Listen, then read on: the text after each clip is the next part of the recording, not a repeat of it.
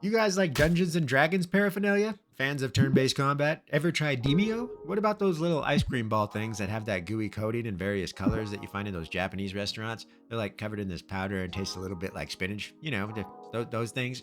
Anyways, if you enjoy that stuff, you might just enjoy Demeo Dungeons and Dragons Battlemarked Breakdown. Delve into some dungeons in pseudo Dungeons and Dragons fashion as you take on various quests in any given campaign. Use various elemental attacks and environmental objects such as barrels or poisonous mushrooms to your advantage. Strategize either solo or with your party members in multiplayer to maximize efficiency as you battle them goblins and trolls.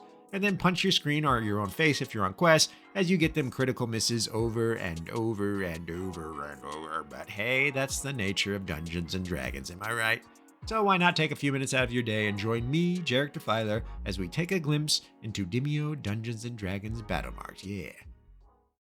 Well, hello, my pretty little pets. Jarek Defiler, the not-so-patient gamer here today, taking a glimpse into Demeo Dungeons & Dragons Battlemarked, just released this day of our tacos, November 20th, 2025, published and developed by One Resolution Games. My boy Josh at Gamelist Plus, check him out on YouTube if you're interested in VR and console gaming, got me access into Demeo Dungeons & Dragons Battlemarked, and we played the first campaign together. Me on Steam, him on the Meta Quest. This was my first experience with a Demeo game, and given I'm a huge RPG guy and also a fan of turn-based combat, I rather enjoyed my time with Demeo Dungeons & Dragons Battlemarked.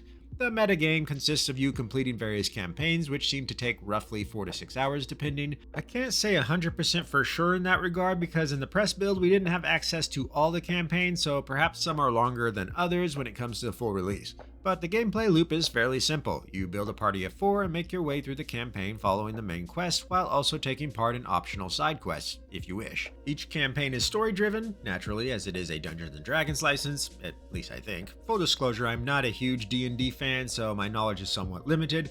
That said, I do have 800 hours in Baldur's Gate 3, so that's the closest I can get when it comes to perspective, yeah. Anywho, you build your party from a pool of 6 heroes. You have the paladin, sorcerer, bard, rogue, fighter, and ranger. And building a balanced party is key to progressing through the campaigns. Now, you can play single player, but there are some issues with that I will get into in the criticism section. But for the most part, the game seems to be designed with multiplayer in mind, as that felt the most fluid and efficient, especially when the other players you play with might be veterans of the Demeo franchise and can instruct us noobs accordingly. This was the case with my boy Joshy Poo, who had played the original Demeo extensively, but again, there's a criticism there that we'll cover later. But before all that, let me ask that you subscribe, give the video a thumbs up or like if you enjoy it, and feel free to share it with your fellow gaming buddies all over social media if you'd be so kind, as it really helps me out a great deal. Now, the field of play in Demeo Dungeons & Dragons Battlemarked is in tabletop fashion, even down to your heroes and all other NPCs being figurines. It's really cute, not gonna lie. You have a central hub, usually a town or inn, in which you rest between battles or dungeons and take on new quests, talk to NPCs to learn more about the lore or story, and just breathe a bit between the action before you head out again. The combat is card-based, which is pretty neat. I found it enjoyable and not repetitive at all, given there are ample opportunities for different strategies and tactics this way. During a battle, each party member has their own little deck where a few cards are repeatable with short cooldowns based on turns, while most cards are exhausted and removed from the hand after use. There are a lot of class-specific cards, but also some crossover ones like potions, barrels, the repeating crossbow, which is my personal favorite, or things like alchemical bombs that can light people on fire or poison them. In combat, each party member takes their turn to use whichever card they wish so long as you have enough action points. Now, each member gets 2 action points. Movement takes 1 action point, and the cards may take 1 as well. But there are also many cards that cost 0, but be sure to use 0 cost cards before using your last action point, as your turn will end once your last action point is depleted. Most heroes will have repeatable damage cards like arrows for the ranger, divine smite for the paladin, vicious mockery for the bard, things like that, but every hero also has a basic melee attack that is used when you move their figurine over an enemy. But for the most part, ranged heroes will have a repeatable range card, so they won't ever have to get within melee range to attack.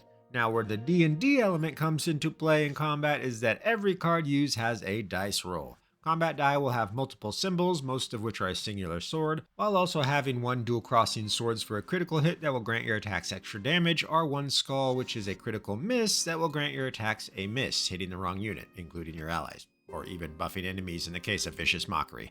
More on that later, better believe it. You also have skill die, which are your standard d20. These are used for skill checks when it comes to story or RP elements, such as coming across a trap or talking to an NPC where a skill check is required to proceed that may fail or not, thus changing the outcome.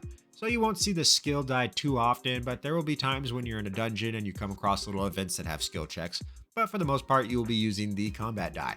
And combat is pretty fun. It looks rather simple, but it actually can get fairly difficult, especially for those new to the franchise like me. But my boy Josh was even stating that it's difficult for him at times as well, despite his experience with Demeo. The enemies are varied and unique. There's all sorts of baddies with different attacks and abilities that keep you on your toes. Enemies can do a lot of damage, so you have to think about your strategy and tactics when you go into each fight. There's no running and gunning here. But if a hero gets to 0 HP, they can no longer use their cards as they will be down, but still able to move around at shorter distances and interact with some things like healing fountains or chests and such. But if all your party is down, then you lose. As you progress and gain XP, you get new cards during battles, one per hero, but you also have meta progression where you level your heroes and choose what upgrades you want, as each level grants you some points that you can spend to unlock different passives. You get a choice of 1 out of 3 each tier. The environmental aspects brings a lot of depth to the combat, and that you can create chain reactions with barrels that can find the entire area littered in fire, frost, poison, or some such devastation. I found this to be most enjoyable indeed, yes. Each dungeon will have things like healing fountains that will restore your party's health pool, chests littered throughout that will give each party member a new card, and doors. Opening a door will grant access and line of sight into the subsequent room, but be on your guard as there is generally a mob of enemies behind each door. So it's usually best to have your tanky character or the rogue while stealth open the doors. The art style and aesthetics of Demeo Dungeons and Dragons Battlemarked is very quaint and cool. The music is good and serviceable, but nothing that particularly stood out to me, to be honest. You can customize your heroes to a small extent with different color variations for their skin, hair, eyes, clothes, and whatnot. So I'm wondering if they will implement more cosmetic unlocks in the future, as I think that would be pretty cool. Get some sexy little outfits, know what I mean? But as it is now, I don't see anything suggesting that might be the case, so we'll see. You also get unlocks like different colors for your die or base plate upon which your hero stands, just fun little things like that. Given the tabletop theme, you can actually zoom out at any given time and you will see that the field of play is on a tabletop in an actual room that you can explore a bit. So you'll see like a bookcase, a guitar in the corner, fun little things like that. Thought that gave the game some nice charm. Ultimately, Demeo Dungeons & Dragons Battlemarked has a lot of personality when it comes to its art style and humor, which isn't forced or excessive. It's a charming little design that doesn't overstay its welcome, I feel, Good stuff. So the combat is fun, the stories are fine, and the aesthetic and music is nice, but what about my criticisms? What issues do I have with Demeo Dungeons & Dragons Battlemarked? Well, for starters, the game isn't the best at presenting information to the player. This is where you have to rely so much on other players in multiplayer to fully grasp the game's mechanics. Now, playing solo was very challenging, not because the game was just difficult, which it kinda is a little bit at times, but because it doesn't grant you all the information you need to properly understand everything that's going on. Josh was telling me that this was also an issue in the original Demeo and that he learned the majority of the game by other veteran players telling him how things work in-game. This makes solo play somewhat frustrating at times because you just don't know why some things happen or don't happen because the game doesn't tell you. Just a couple examples here. Cards don't give full context. For instance, Chain Lightning states it bounces between clustered targets. Great, but it doesn't say how close they have to be, how many times it bounces, how many enemies will bounce to, etc. So we've used it and had it not bounce at all, or sometimes bounce just between 2 or 3 enemies while skipping one that's in the middle like we see in the tutorial here. Just very confusing and inconsistent. Trolls have a regeneration ability that gives them 10 HP after their turn, yet you can deactivate it somehow. Problem is, the game doesn't tell you how. I assume it's fire because we were able to stop the regeneration at times, and I think it was because of fire, but we really don't know for sure. It could have easily been something else. We have no idea, and the game simply does not tell you. Now, maybe that's something D&D veterans would know offhand, but for a stinky, icky, lanky casual like me, I just don't know, and I think that's a problem. On top of that, some enemies would have immunities without it being stated in their tooltip. For instance, there were some enemies that were immune to stun and confusion, yet it wasn't told to us anywhere, so I wasted some fairly expensive cards trying to crowd control them just for it to not work because fuck you. One final example was I made my way to the end of a dungeon and was trying to extract. This can only be done if the character that kills the enemy with the dungeon rune reaches the extraction point. The rune is like a key. However, if enemies are nearby, you cannot leave unless you kill them all. This is told to you in the tutorial, but it doesn't tell you how close they have to be. So the exit was in this tiny little room at the bottom of a ladder, but it wouldn't light up, signifying that we could not leave. I then went through several turns waiting around, thinking there was a time limit or something. My paladin had the rune, but no go. There was an icon over the exit, but when trying to click on it, no tooltip comes up to tell you what the icon means. So I was utterly confused, as this was many hours past the tutorial and I never had that issue up to that point, so I just didn't recall that enemies could block the exit. It wasn't until I sent my paladin back up the ladder that I discovered a barbarian twat just sitting there the entire time because they can't use ladders apparently, and it was blocking the exit. I had no idea it was even there. It was mildly infuriating to say the least. Also, to top it off, my ranged units couldn't hit it from the bottom level due to line of sight, even though it was just right there at the top of the ladder. So it took a bit longer to kill him, which then resulted in other enemies making their way over and further blocking the exit. Just, ugh.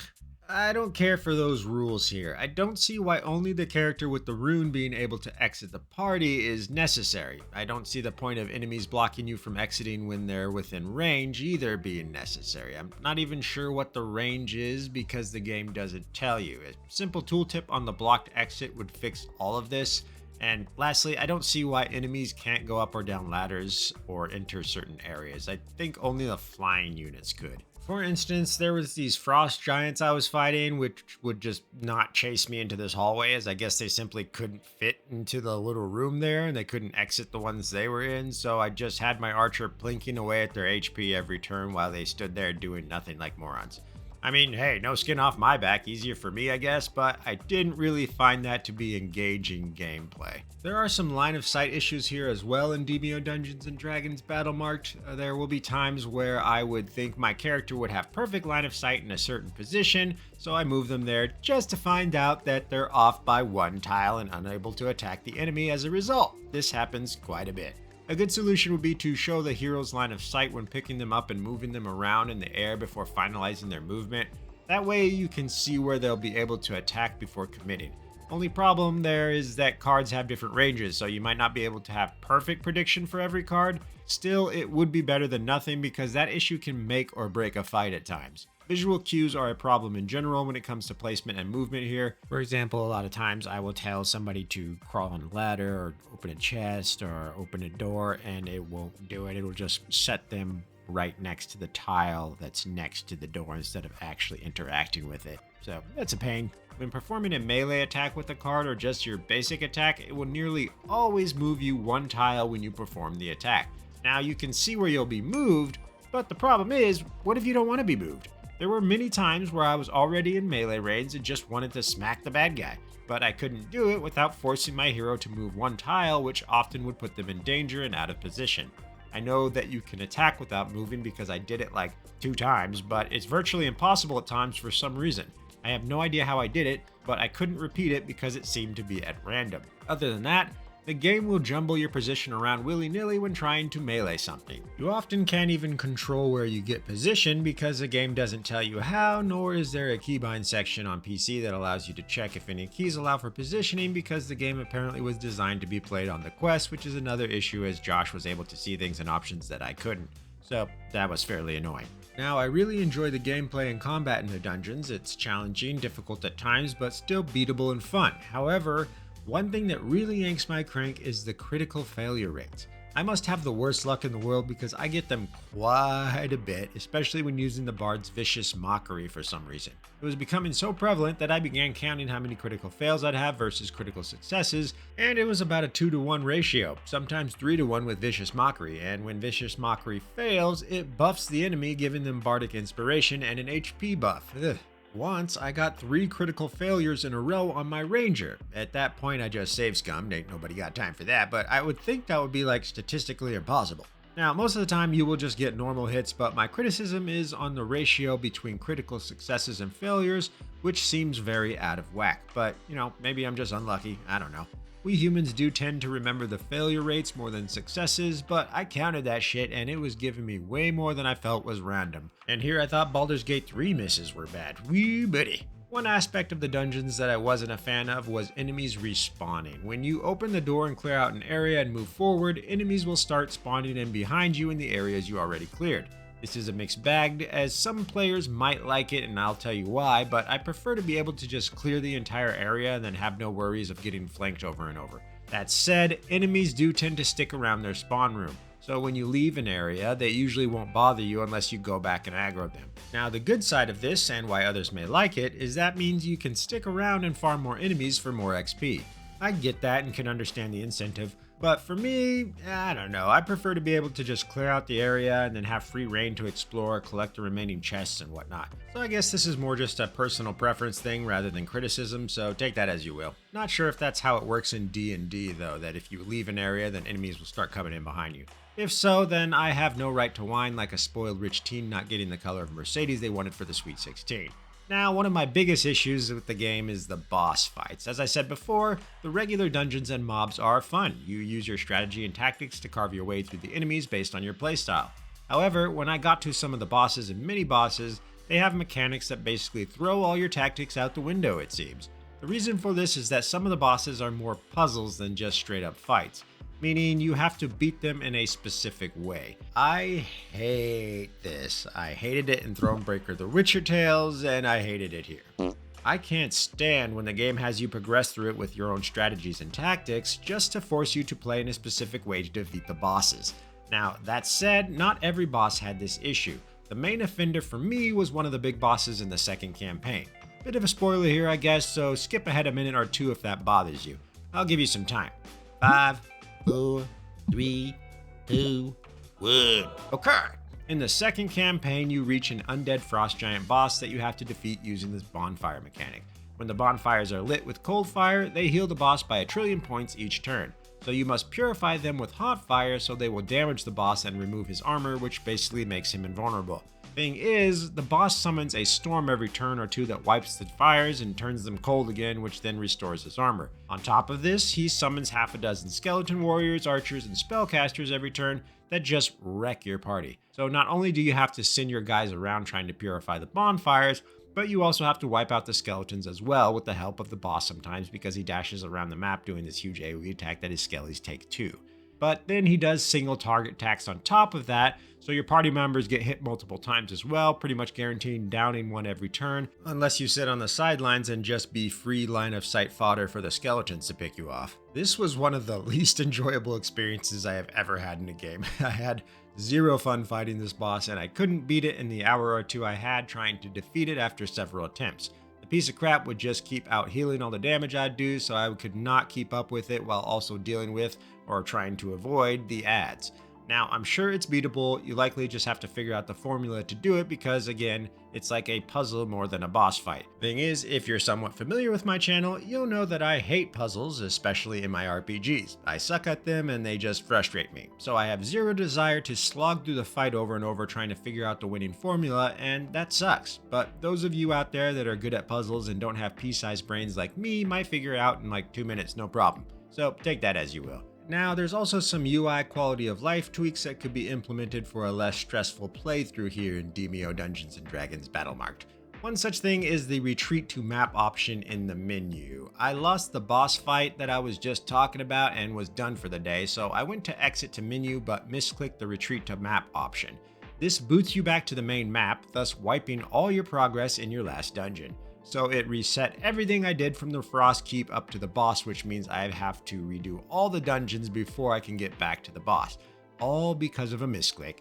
I was livid, and that's pretty much when I stopped playing and decided to write this script. When it comes to a menu option that is so detrimental with a misclick, I would think they would put a confirmation on it, like, "Are you sure you want to restart, you moron? This will wipe all your progress, dumbass. What? You couldn't beat the little bad bossy?" You know, something simple like that. I take full responsibility for rushing and misclicking, but a confirmation would be a blessing here as we are humans after all and we make silly mistakes at times, so a small buffer in our video games wouldn't be too much to ask, methinks. There does seem to be some save issues as Josh and I beat a boss in the first campaign, but it didn't save our progress. so we'll have to redo the boss and the dungeons leading up to it again. There are other UI issues as well, such as the game having not so pixel perfect targeting when using cards.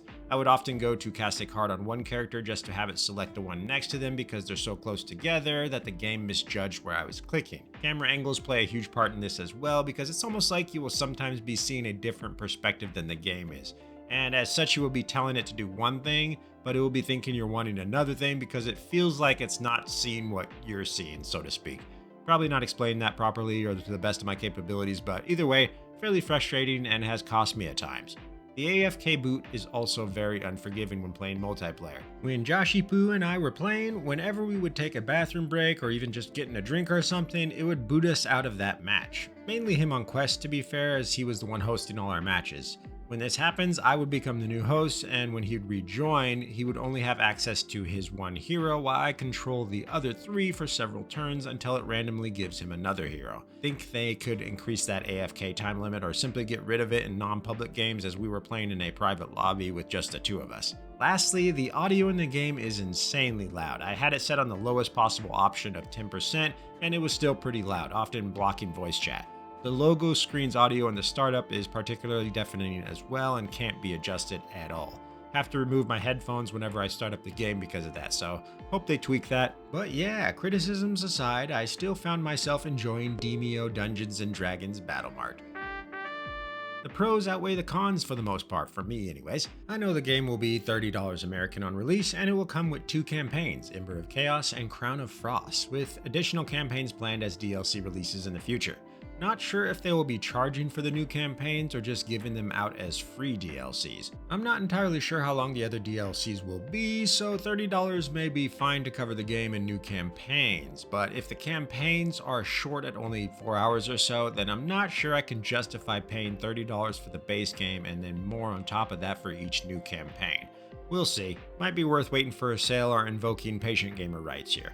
As far as I know, they didn't charge for each story in the original Demeo, but given this is D&D now, who knows? Either way, Demeo Dungeons & Dragons Battlemarked is an enjoyable romp that may be worth putting on your radar if you enjoy Dungeons & Dragons and turn-based combat in general. It can be challenging, but once you get the hang of it, you can do some cool gnarly chaos like chain exploding barrels and confusing an entire mob of enemies to fight each other, among other things. Just be prepared for some of them boss fights though, because they can be a frustrating experience if you have a tiny thinker nut like yours truly. So there you have it, ladies and gentlemen, Demeo Dungeons & Dragons Battlemarked, a fun, challenging, and occasionally frustrating experience. Thanks for watching, be sure to like, share, and subscribe with your fellow RPG nerds. This has been Jarek Defiler, burninating some goblins. You all have a good morning, afternoon, evening, or night depending on where you are, and go delve some dungeons, oh yeah.